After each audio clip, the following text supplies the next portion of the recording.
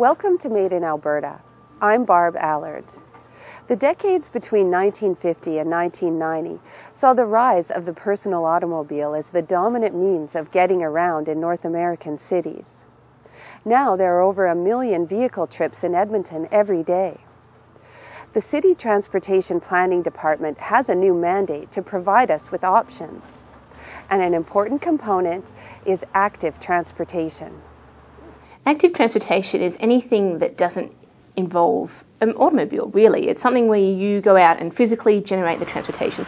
Edmonton's transportation planners see many benefits to active transportation.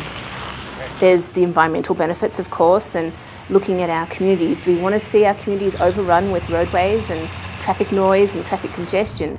You may also have concerns about exercise and recreation. The social costs of building a road are very substantial, and that's a cost that we all share.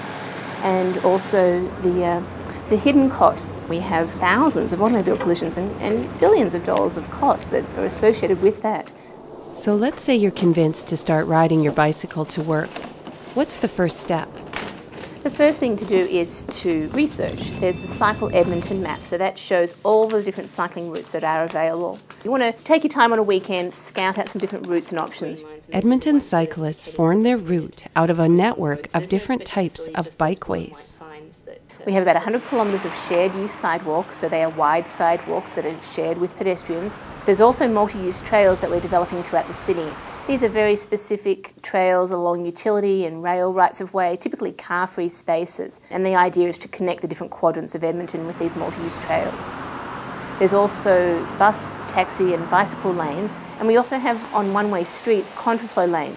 We also have about 100 kilometres of signed recommended routes. When a new development goes ahead, the subdivision now includes the sidewalks and the multi-use trails, the connections that people need to get around, at least throughout their communities. Each type of route has its own system of rules for cyclists and other users. It's a good idea to educate yourself about all aspects before going out.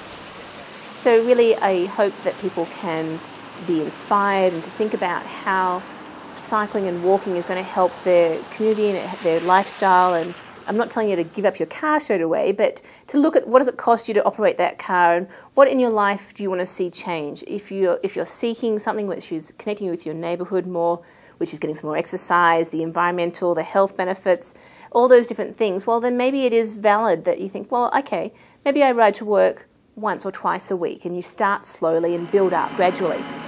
There's a wealth of information available to help you get active with your transportation.